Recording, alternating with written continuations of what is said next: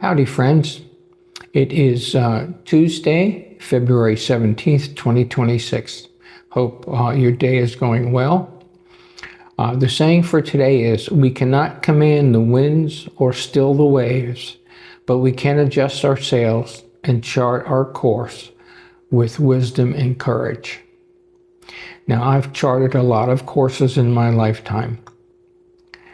Most of them took some courage, but not all of them were imbued with wisdom. Trust me, probably most of them. Anyway, I want to talk about beer. I want to talk specifically about the king of beers, Budweiser. Although I don't know that it's the king it used to be. Anyway, Budweiser was founded, I'm sorry, not Budweiser. It was the Bavarian Brewing Company. And it was founded in 1850, which ultimately in 1860 was bought out by Eberhard Anheuser. And then in 1869, he sold half of it to his son-in-law, Adolphus Busch. Okay, so now we have Anheuser-Busch. And it was basically centered around, in Missouri, around St. Louis. But because they developed pasteurization and refrigeration to such an extent, they could become a nationwide brewery because of the ability to transport over greater distances due to the refrigeration and pasteurization. Well, in the 1870s, a gentleman by the name of Carl Conrad, he was a distributor of beer for Anheuser-Busch in the St. Louis area. Well, he was taking a trip through Europe, and he wound up in Bohemia, which is current day the Czech Republic. And he went and tasted a light lager in a town called Budweis. Yeah, we're headed there, Budweis. And when he came back to the States, he got with Anheuser-Busch, and they developed a lager similar to that. So it was a lighter beer rather than an ale or something like that. And that product became what is known as, say it with me, Budweiser.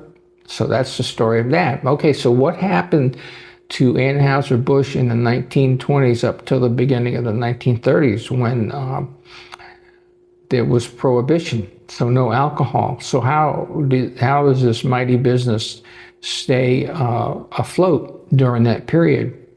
Well, they did many interesting things.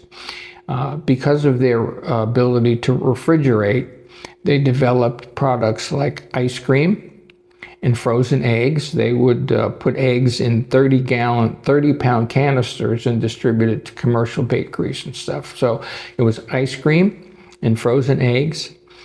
Then they also made root beer, ginger ale, carbonated coffee and tea products called Cafo, and Bush Tree. They also made a beverage called Bevo, which was a near beer, which is 0.5% alcohol.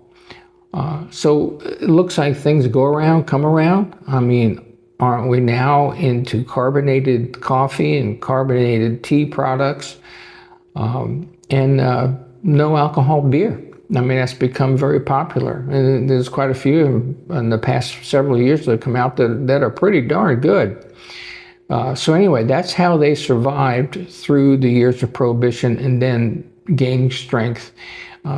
And they were in 47 of the Super Bowls. They had commercials in them for a total cost of $529 million in advertising.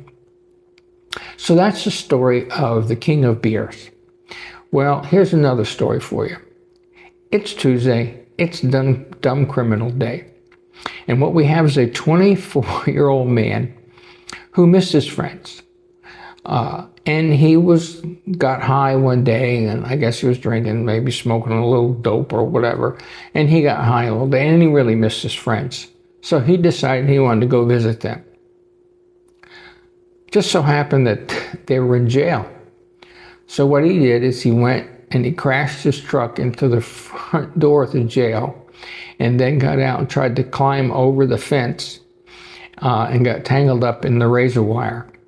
Well, they got him down, and he did ultimately get his wish. He was in jail, spending time with his friends.